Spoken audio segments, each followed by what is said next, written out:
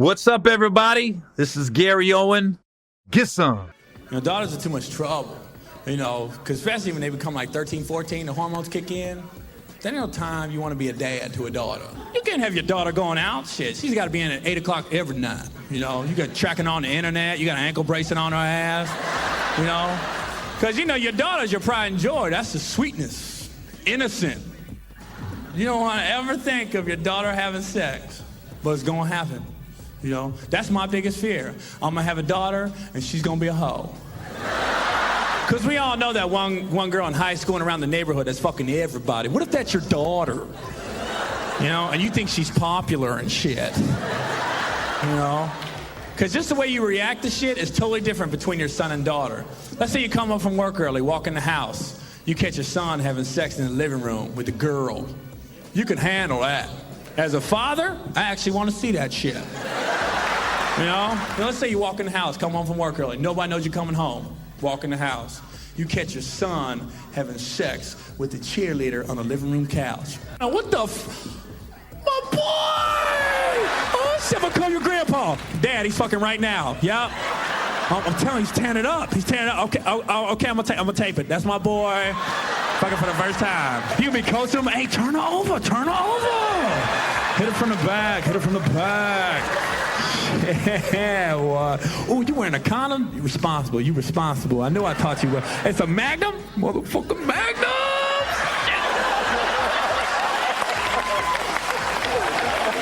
Take that same situation, though. Walk in the house. Come home from work early. Catch your daughter getting the bottom knocked out of her ass by some big-ass linebacker. How you gonna react to that as a father, Hey, what's going on? What the? Get your ass to your room. Get your ass to your room. Take your ass to your room. You know what you did wrong. Gonna be inside in a few minutes. Get done digging this hole. We're gonna get that pool next week, I guess. We're gonna get that pool next week. You ever see a trailer park with a pool? That's a dead son bitch in that backyard, We retarded, but we ain't stupid, And even if you have a good girl, even if your daughter says, Dad, I'm gonna save myself till I get married. And she does. Your daughter does not have sex till she gets married. The one night your daughter is getting the bottom knocked out of her ass is the wedding night. That ain't no time to be no proud papa walking your daughter down the aisle. Because basically what you're saying to everybody in that church is, how you doing? Daughter's getting fucked tonight. Hey!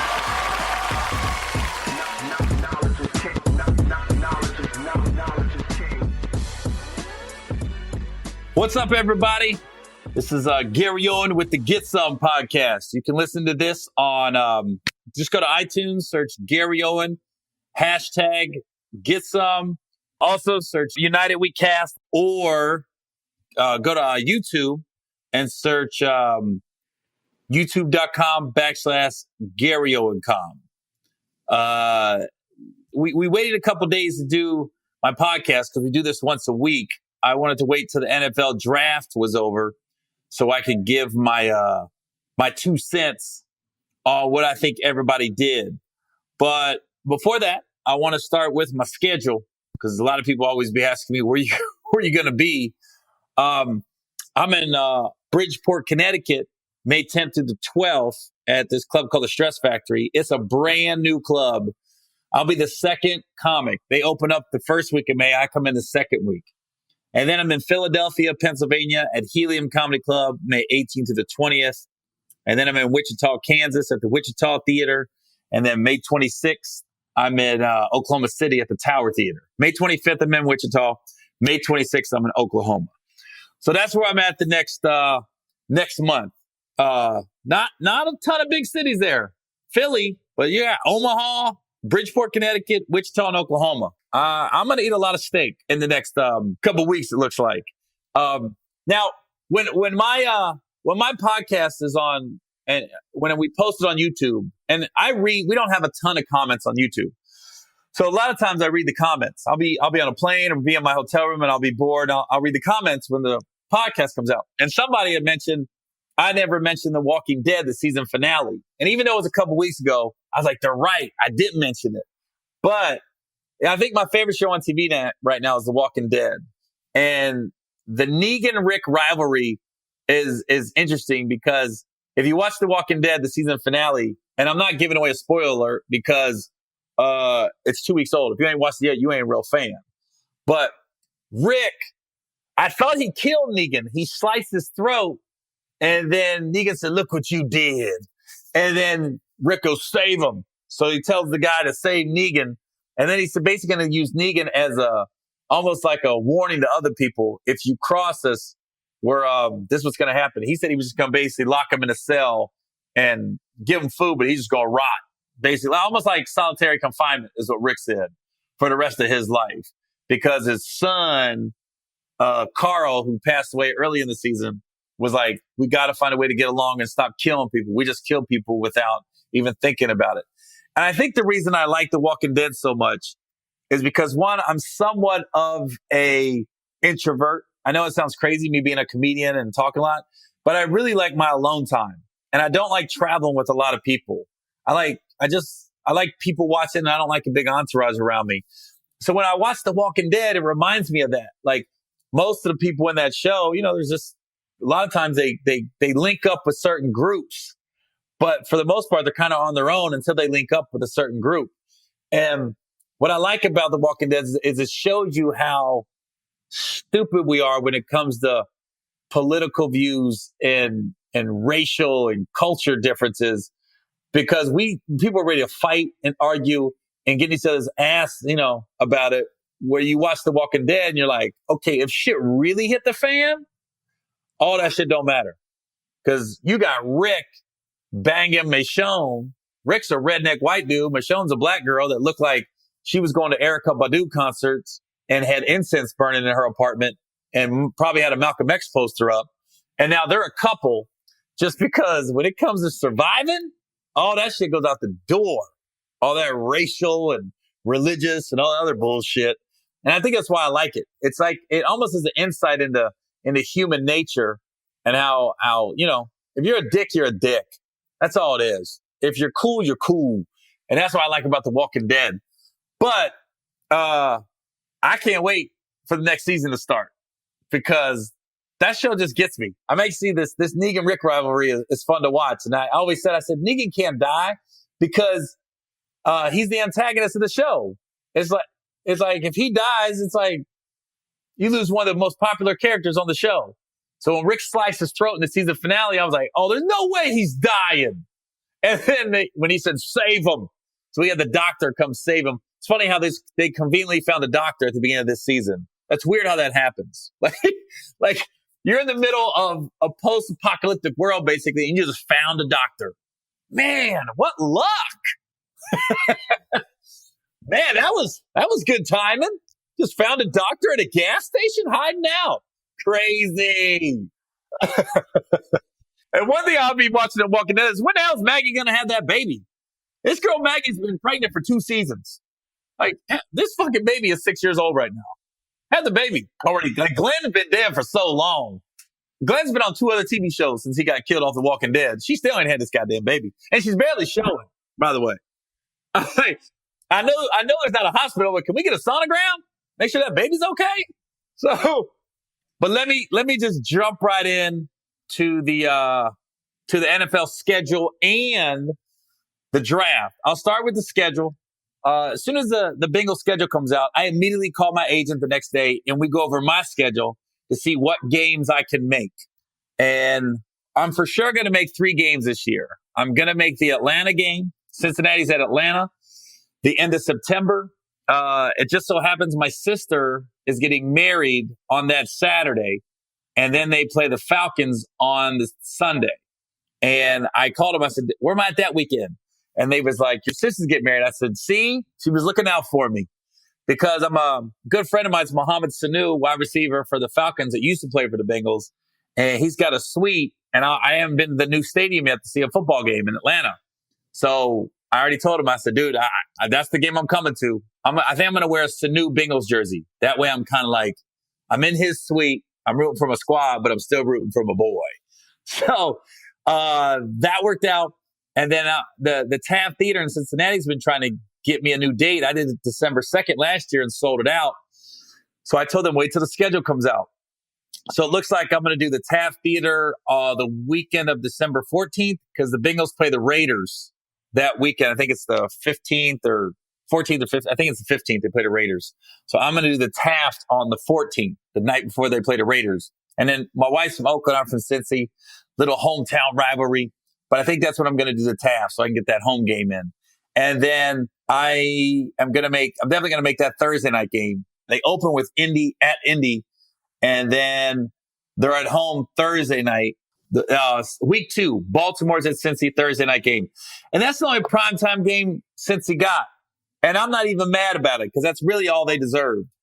After a 7-9 season, it's a small market. So everybody gets one primetime game. We got a Thursday night game. We get out of the way early. And then the guys can stay on a schedule. I actually like it that they don't have a lot of primetime games because the guys can get, used to everything. Only bad thing about the Bengals schedule is 3 of their first 4 games is on the road. So they're at Indy, then Baltimore comes to Cincy on Thursday, then they're at Carolina, then they're at Atlanta. But I always look at the schedule. We already knew who they're going to play. So I was like, it's so hard to dissect the schedule and be like, they should win that. They should lose that. They should win that. Who knows at this point? I'm looking at it. I think the Bengals are going to go 16-0. That's just me. I'm probably the only person that thinks that. I will work out every game in my brain. Like, they got that. Steelers, they got their number. Oh, yeah. We're going to step up that game. We're going to go to Kansas City, whoop that ass. Falcons. Julio Jones is going to pull a hamstring. He ain't going to play that game. Oh, yeah, Tampa's the other one I'm going to make. I'm definitely making Tampa game because me and Will Packer, the producer that put me on Think Like a Man and Ride Along, he's from Tampa, I'm from Cincy. And ever since we've known each other for the last 8 years, we always make sure we go we meet each other for the Tampa Bengals game. And they only play each other once every 4 years. So this will be that year they're playing each other in Cincy. And speaking of Will, I was telling you guys I auditioned. I was waiting on word for that Taraji P. Henson movie, and I didn't get it. So I was like, dang. So now I'm looking like this. Who got it? But from what I'm hearing, it was Will and James Lopez, who was the head of Will's company, Will Packer Productions. They went to bat for me. The director had somebody else in mind, and that happens in this business. But I don't like the director anymore. So it's funny, man, because even when I don't get a part, I think they messed up. I'm like, they don't even know what I would have brought to the table. They have no idea. Call me cocky. I don't know, but I'd be looking like, dude, you don't even know what I was about to bring to that role. My episode of Hip Hop Squares aired. That was funny if you didn't see it. I used to watch it. Like me and Erica Badu have a nice little banner during that. But okay, I'm getting sidetracked. Let's get back to the draft. I thought the Bengals, they had a good draft to fill their needs. They got a center, Billy Price, out of Ohio State. He was my second choice. I like the guy out of Arkansas the best, but somebody took him right before we did. Like whoever picked right for the Bengals picked the guy from Arkansas. And I was like, God dang it. But then they got Billy Price. And then when he came in, I was like, okay, he tore his pectoral muscle during the combine. So, but it's just a torn pectoral muscle. That's not like an ACL. You can come back from that.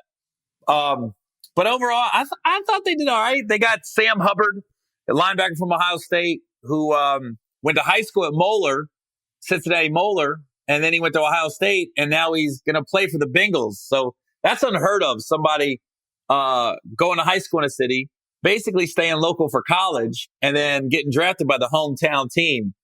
And he said something interesting. He goes, Sam Hubbard said, I won a state title in football. I won a national title in college. He goes, only thing left is for me to win a Super Bowl in the NFL.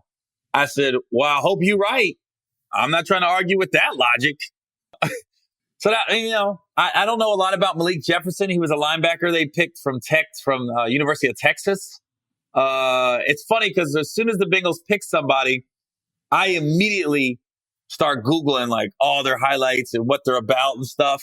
So I drink the Kool-Aid. I'm like, yeah, now that we got Billy Price, I'm like this. Yeah, he was the best. He actually was the best center. No, it's Lions got Frank Ragnall from Arkansas. I just liked him because he could play center or guard. Like Billy Price is a center. That's it. I just thought the Ragno, you can move him around a little bit more. But it's hard to say right now. They got that kid from Wake Forest. I didn't know anything about him. What's his name? Jesse Bates III. They got him from Wake Forest. So he's a safety, looks like a playmaker. So, we'll just wait and see. But it wasn't a sexy draft for the Bengals, but it was a good draft. I definitely think we have improved the offensive line. Joe Mixon's going to be better in year 2. William Jackson's I think he's going to be one of the top 5 cornerbacks in the NFL this year. He's the only guy I saw that halfway shut Antonio Brown down one-on-one on an island last year. So, and we'll see what John Ross is going to do. So I really think we basically got 2 first-round picks that are going to play this year. We got John Ross, because he didn't play last year, and then we got Billy Price. So we'll see what happens. I'm excited, but I'm excited every year when it comes around. Now, some things I didn't get about the draft, man. The Browns did it again. I've been going to bat for them like, dude, they got a new GM, Dorsey, and everything else. So you got here's what I don't understand. You have the number 1 and number 4 pick. You take Baker Mayfield 1, and then you take Denzel Ward 4th. The best players I think the 2 best players outside of quarterback was Saquon Barkley and Bradley Chubb. And I think everybody would agree with that. What I'm thinking is you could have taken Saquon Barkley first and probably still got Baker Mayfield 4th. Because I think the Jets was taking Sam Darnold regardless. That was the number 1 quarterback. And then, a lot of people's like Baker Mayfield, he could have been the 11th or 12th pick in the draft. But I was just like, I was like, dude, thank you, because I did not want to see Saquon Barkley in the AFC North, because I want to keep that guy in the NFC as far away from me as possible. And I was like, and then they took Denzel Ward where they could have got Bradley Chubb. And I'm like, you got Myles Garrett on one side, then you have Bradley Chubb on the other. That's a scary ass defensive front. Just those 2 alone. Because the Browns D wasn't bad last year. They were just on the field the whole game. But if they could get any kind of rest, they were going to be okay. I'm trying to because outside of Cincy, I want to root for Cleveland a little bit, because I like the city and it's an Ohio team, but damn, guys, really? I was mind boggled. But hey, they filled their needs, I guess. But what are you going to do? But I do think the quarterbacks went to the right places. I think Josh Allen was a perfect pick for Buffalo just because they're cold weather. And he's got the strongest arm, and he's not, he's a small town guy from small town in California, went to Wyoming, and now he's basically going to a small town in the NFL in the middle of nowhere, Buffalo. It just fits everywhere he's played his whole life. And when you're in the cold like that, you need a quarterback with a cannon. Buffalo was never going to take Josh Rosen. He doesn't have a cannon like that. So I was like, for Josh Allen to go there, and he can sit a year, because I really hope A.J. McCarron balls out. I hope he goes to Buffalo and balls out. So Josh should be sitting the first year anyways. And then he can learn, because I guess the knock on him is accuracy. And it worried me a little bit when Troy Aikman got interviewed by the NFL Network during the draft, and he goes, in my 35 years of being in football, he was like, you can teach a lot of things. When you got quarterbacks that aren't accurate, that's the hardest thing to teach. And I was like, oh shit. And he said, I hope I'm wrong, but he's going to be bucking the norm if Josh Allen can improve his accuracy. But the guy's got a cannon. He can go deep, and he can throw in the cold weather. So see what happens. But Josh Rosen was the funny one to me, because he gets picked and he got cocky, I'm going to prove everybody wrong. I'm pissed off. I dropped this low. He's an interesting guy. We're going to see what happens when he goes into that locker room. He's going to have to humble it down a little bit. And then the Josh Allen thing was interesting, because somebody pulled tweets that he tweeted from 2012 when he was still in high school. He was throwing around the M word on Twitter a lot. And I always say this, I think the Bills might have released them tweets. Because I was like, whoever wanted to draft him wanted to release them tweets to make sure he dropped a little bit. And I honestly don't think it's going to be a big deal in the locker room. I think he grew up, probably went to, I don't know, but I'm pretty sure he went to a predominantly white high school. I mean, small town in California, Northern California. And I think he was just one of those white guys that was quoting rap lyrics, and him and his white friends probably call each other the N-word without thinking of the consequences. And so I don't think it's a big deal. He'll go to the locker room. Guys will like him. He'll lay low this year. And then if he's starting next year, it's all forgotten after he throws his first touchdown pass. Honestly, everybody's handled it pretty well so far. Nobody thinks he's a racist. He said, I apologize. I was dumb. I was young. I put out a tweet 8 years ago, 2010, where I said, I saw a black girl with a flat butt. And I was like, what's the point? It was like, and people got mad at me like, oh, how could you say, is that all we are, is sexual objects to you? And I was like, nah, it was a joke, but maybe it was a joke in a little bad taste, but it was freaking 8 years ago. And then somebody pulled it, and it all of a sudden people start retweeting it again. And I was like, where were you guys at when the tweet came out? And I forgot I even tweeted it. But Josh Allen, same thing. 2012, 2013, he sends these tweets out where he's talking about the N-word. And then he said, it ain't white if it ain't white, or something like that. But he said he was kidding with a friend of his, going back and forth. And he never said it got taken out of context. He just goes, I was stupid. I didn't think about that. But he wasn't saying the N-word in an argument with somebody, and then he went at him and said the N-word. That's different. He was just saying like a rap lyric, and a young teenage kid, they're not really thinking of what the word really means to some people.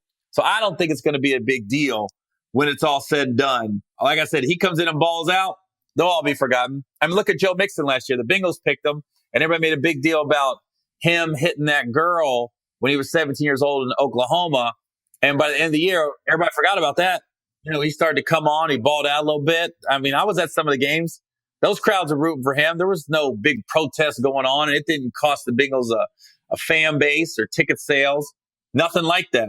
Now, two of the coolest things that happened in the draft, one was when Ryan Shazier walked out on the stage to announce the Steelers draft pick. And seeing him walk was one thing, but, he's talking about he wants to play again. And I'm like, he's definitely a long way from playing again. I'm glad to see him walking.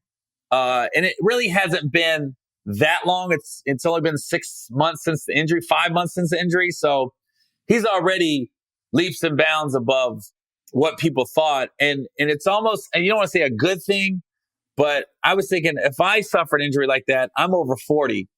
It's going to be really hard for me to recover. Thank God that guy's in his mid-20s, and you can recover a lot faster than people could otherwise. So it was good to see him walk again, and hopefully the recovery will still go on. But, man, I was like, I just saw it. I was like, man, he's a long way from even playing again. He's talking about playing again in 2019, but it was cool to see him walk on the stage. But outside of that, the coolest thing in the draft was when Shaquem Griffin got drafted by the Seahawks. And then now he's going to play with his brother in Seattle. Well, I mean, he's got to make the team. That's the thing. People are like, when you a 5th round pick, a lot of those guys are practice squad players. But it's still a good accomplishment. But to see him wait the 2 days and then he finally gets picked, and you can't write a better story, because I'm sure you guys have heard the story, but there's these two brothers, the Griffin brothers. They played in Central Florida. Shaquem had a hand amputated when he was 4 years old, and he plays with one arm basically. And his brother got offers to Florida, Miami of Florida, all these big colleges, and he told everybody, no, I'm only going to go play college ball with my brother. And Central Florida offered them both scholarships. And so he sacrificed a lot in himself, because we keep talking about Shaquem, but we don't talk about his brother, who said, no, we played together all growing up. We lived together. We was in the same room, and I'm not going to Miami of Florida unless my brother gets to go there. And they couldn't do that. And that's not a knock on Miami of Florida. You only got so many scholarships to offer. But Central Florida could do it. And I thought that was the coolest thing when he got drafted. Now they're going to play together in Seattle? That never happens. You just grew up with somebody, you played junior high, high school, college, and now you're going to play pro ball with your brother? And probably move in with them. They're going to be roommates. I mean, God dang. How do you not root for those guys? How do you not root for those two? And they weren't the only set of brothers that got drafted. The Edmonds brothers. One was one got drafted by the Bills, and the other one got drafted by the Steelers. Terrell Edmonds and Tremaine Evans. Why everybody got all these brothers? Is what I noticed. Black guys that are football players, everybody got similar first names. It's like Shaquem and Shacome. These other brothers, I want to make sure I pronounce it. Terrell Edmonds got drafted by the Steelers 28th. He's a safety from Virginia Tech. And his brother is Tremaine, linebacker from Virginia Tech, by the Bills. So Tremaine and Tremel. Really? No, Terrell and Tremaine. Tremaine and Terrell. And I'm like, but they both got drafted in the first round. And that would have been big news if it wasn't for the Griffin brothers. But I was like, it just makes you wonder, man. You never know what you're going to get when you have kids, man. Can you imagine being parents and both your kids go to NFL? Both. And I'm like, because I always say, man, same mom, same dad. You can have an astronaut and a fry cook. You don't know what you're getting. I was talking to somebody and they was like, they got 11 brothers and sisters. They got 12 kids in the family. And I was like, man, I just said, which one's fucked up? I said, there's no way all 12 kids are just making it and uber successful. And the dude was like, yeah, I got a brother. That's all he said. Yeah, I got a brother. I said, that's still good. 11 out of 12 are doing okay. All right. Well, I think that's enough on the draft. I'm excited. I'm drinking the Kool-Aid already. 16-0, calling it 16-0. Other things going on right now is the NBA playoffs. And, I know I did my NBA picks. I was wrong with New Orleans and Portland because I went with the higher seed, but so far I'm pretty accurate. The funnest series was Indiana and Cleveland of the first round. But let's be honest. Did anybody really think Cleveland was going to lose that series at any point? When they were down 1-0, I didn't think it. When it got 3-3 and they got blown out in game 6, I didn't think it. I was like, LeBron is about to ball out. And man, it's funny, man. When he went on the court for that game 7, I was like, Cleveland is the second pick in the lottery with that roster. I was like, that guy's just so freaking good. LeBron. Jordan 1, LeBron 2. I hate people try to argue, Kobe or, Magic. Yeah, man, unbelievable players. But what LeBron does, nobody does. I mean, think about the guys that came in his draft with him. Chris Bosh, no longer in the league. Dwayne, talking about retiring. Carmelo, definitely has lost a step. Darko, he's out of the league.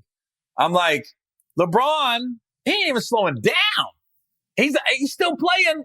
He could have played all 48 minutes if he wouldn't have cramped up a little bit. I'm dumbfounded how great he is. He's just a physical freak of nature. I mean, he's in his mid-30s.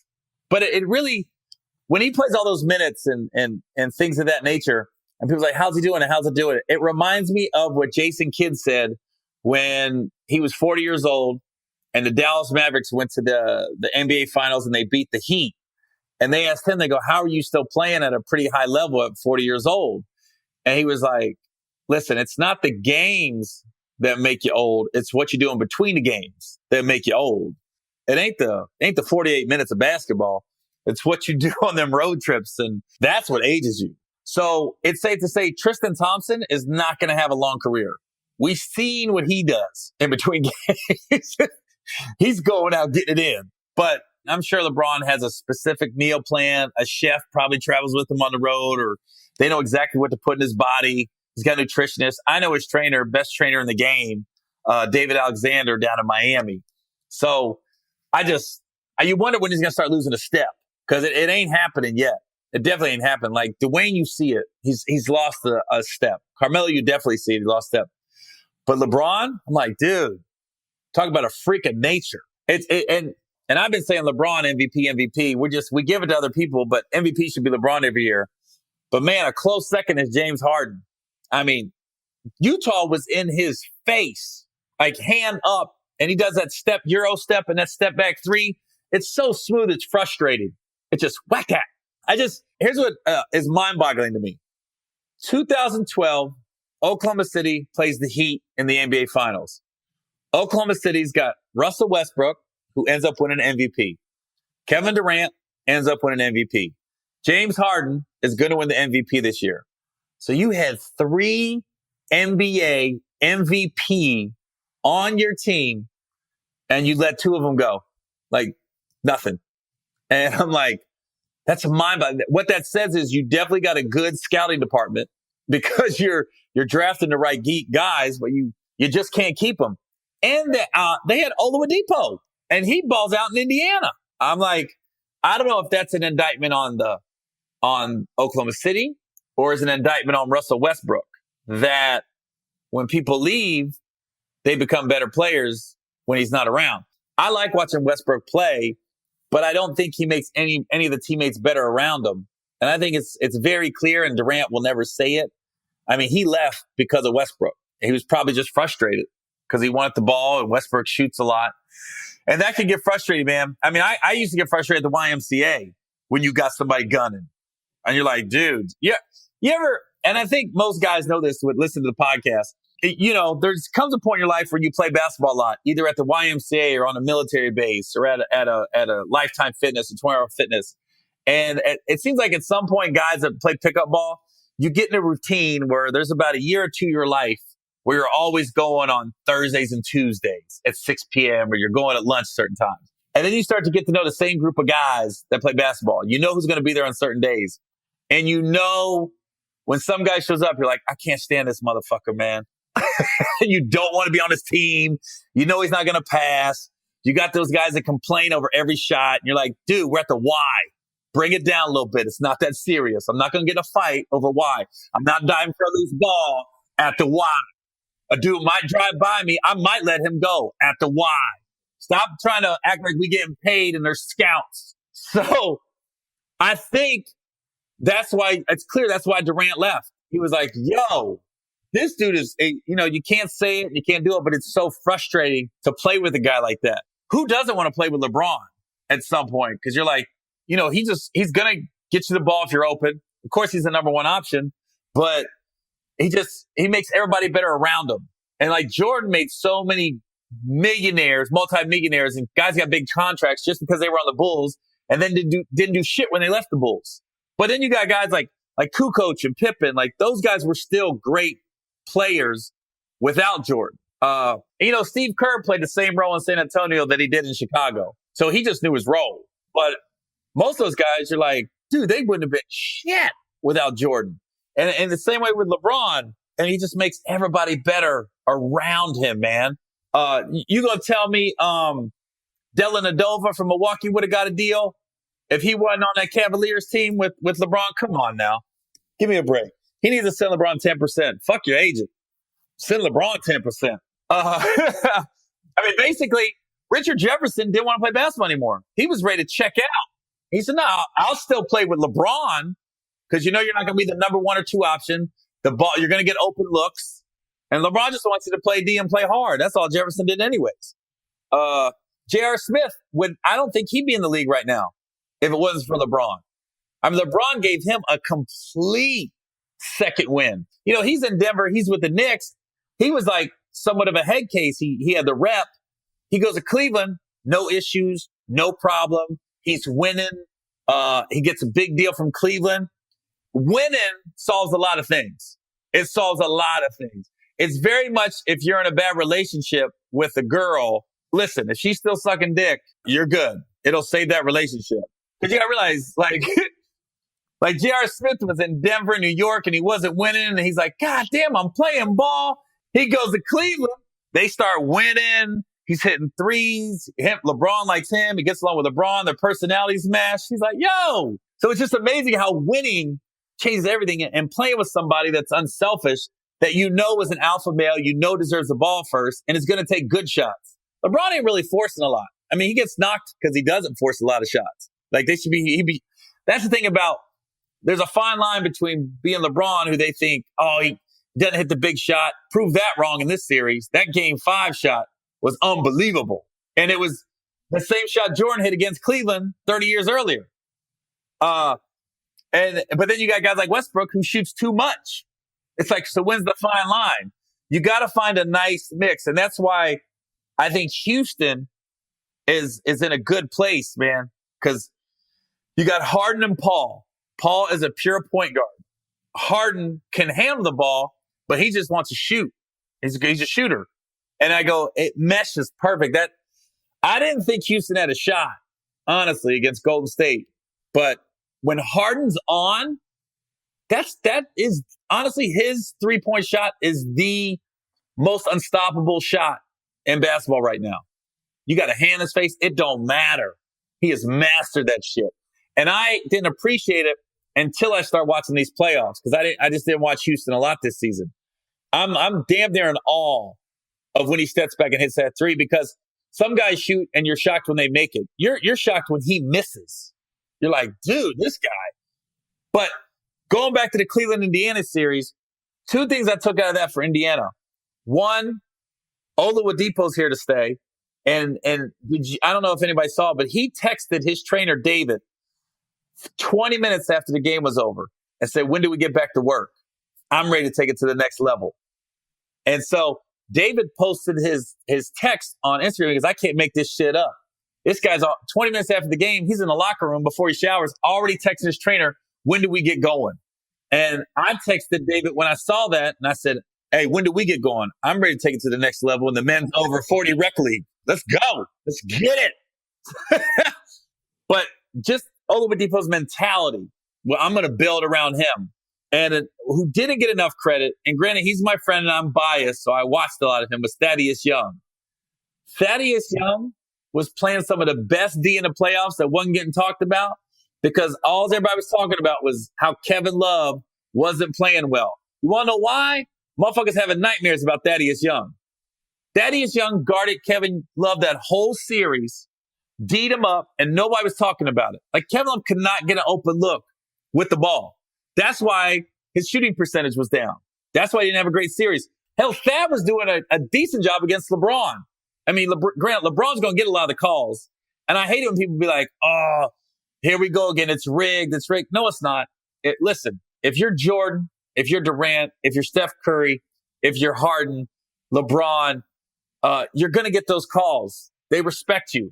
It just is what it is. If you don't like it, get better people on your team that's going to get the calls. I used to get frustrated watching the Bulls because they're like, damn, Jordan gets all the calls. That ain't going to change. Star players are going to get the calls. That is what it is. So stop bitching about that. That's not going anywhere anytime soon. But Thaddeus, man. And I was, because I follow him on the court because he's a friend of mine, but I was just like, that dude is D'ing up Kevin Love. And even he got LeBron's ass a few times. And every now and then Thaddeus will flash his athletic ability, and you're like, I didn't see that coming. He did one move, game 5. He did a crossover and went and came and dunked it. And I was like, what the hell? Where's that been? Fuck was that? Because that guy, they don't run no offensive plays for him. He's a walking double-double his whole career with no offensive plays run for him. All his points are garbage points, putbacks, or somebody had to, he wasn't the first option. He was the second, third option. But the guy's a walking double-double, man. If I'm Indiana, those two are my priority, is Oladipo and Thaddeus Young. I was like, we're going to build around that. And another thing that's crazy is how all these guys last season switched teams, and the teams they left are better off with them not there. I mean, Indiana had a really great run with Paul George here for a minute. But if you go off last year, Oklahoma City got rid of Oladipo and Sabonis, and that's what they got for George. And looking at it, Indiana got the better deal. Those two combined was more valuable to this team and the way it plays than Paul George was last year to the team. So then Paul George is the star player, goes to Oklahoma City. I don't think they're as good. Gordon Hayward leaves Utah, goes to Boston. Now, granted, he got hurt, so that's it's tempered. But Utah, I would say, is better than they were last year when they were in the playoffs. And that Donovan Mitchell, that dude's a real deal too. I don't even know how you can pick rookie of the year. I don't think Ben Simmons deserves it because I think he's 2 years in the league. But watching Ben Simmons play and then watching Donovan play, I'm like, man, the NBA is looking good for the next couple of years. Mitchell does some moves sometimes. I'm like, where'd that come from? You know, and he wants the ball and he's a dog. He don't want to come out of the game. I just like watching him play. He's making me a Utah fan. I haven't really been a Utah fan since Malone and Stockton left. Those and Brian Russell and Chris Morris and Jeff Hornacek. Like, I used to love watching Utah play back in the day. But they're going to make me want to watch them again. So he leaves, and they're better. There's one more. There was Gordon Hayward left. Paul George left. And you could say the Knicks were probably, even though they were still terrible, they were a little better this year without Carmelo than they were last year with Carmelo. It's just crazy how these star players leave, and then the team becomes a little better, you know, without them. The only team that, you know, honestly, you could say the same thing for Boston. They lose Isaiah Thomas, Channing Crowder, and God dang, man. I mean, last year they were really good, but God, if Kyrie and Gordon Hayward would have stayed healthy, Boston's going to be tough in a couple of years because those guys getting hurt, it made Jason Tatum step up. It made Brown step up. They got a nice squad, man. Boston's going to be scary. And I think outside of Popovich, I think they got the best coach in the NBA. Brad Stevens, that guy's unbelievable. To come from Butler and then go to Boston like he is. And I don't know if you guys remember back in 2001, Iverson sat out Game 6 against Milwaukee in the Eastern Conference Finals. And he almost was just like, dude, I got to sit this out because I could have pushed it, but I'm going to save myself for Game 7 so we can get to the NBA Finals. And it worked out. I remember that game. He just sat out. I can't remember what his injury was, but it wasn't like he there was no way he could play. If it would have been Game 7 of the NBA Finals, Iverson would have played. But he sat out Game 6 basically to get ready for Game 7. But Iverson was a partier too, so he could have been hungover. I saw Allen Iverson one night. I was in Orlando, and he came in, and he was drinking Coronas. It was a little nightclub I went to, and he was there, and he drank a lot of Coronas. And they had a day game against the Magic the next day on Sunday, middle of the day. And son of a bitch, he went for like 40. I was like, dude, I literally saw him leave a nightclub at 2, 3 in the morning. And the game was like at 1. And he went for 40 the next day. That's a freak of nature right there. He was drinking Coronas. I was like, good Lord. That'd be like 2000 or 2001, right in his prime of his career. I was in awe. I was like, there's no way. I said, he ain't playing tomorrow. And then when I saw it was a day game, I go, oh, he's going to suck tomorrow. Dude, balled out, middle of the day. There was probably liquor coming out of his sweat, right? On the court. Who does that? I would have been struggling at the Y. I would have been struggling at the Y if I would have done that. I would have, the guy, I'll play tomorrow. I can't make it. This guy balls out. Unbelievable. What all this basketball and football talk leads me to my crazy stepdad story. Because I always said my stepdad is what I always call him like a functional bigot. Like he's not a bigot, he's not a racist, but he definitely roots for white guys a little harder than most people. And I remember when Wally Serbiak was at Miami of Ohio, my stepdad never talked about basketball, never talked about Miami of Ohio, Ohio State, nothing. And all of a sudden Wally gets to Miami and he's all in on Serbiak. And he's like, this is the next guy, man. This is the next one. And I was just thinking, I wonder if it's because he's white. Because I don't remember you going crazy for Ron Harper. I think he was a better player in the pros and in college than Wally Serbiak. I don't remember you going nuts for Ron Harper. And Ron Harper had the same height at Miami of Ohio that Wally Serbiak did. My stepdad was also the one that hates rap but liked Eminem. Wonder why. Is there something that Wally Serbiak and Eminem have in common? Let me see. I just remember him being like, yeah, he's on his way, man. The guy's really going to make it, man. He's just a good guy too, man. Just a good guy. He doesn't do all that dancing and showboating. He just plays basketball. I love it when white guys do that shit. They don't do all the dancing and showboating. You mean acting like enjoying themselves like a black guy? He doesn't do all that black shit. He just plays ball. Boring basketball, I call it. No emotion. So anyways, all right. Well, that's all for this week. I'll see you guys next week on the Gary Owen Get Some podcast.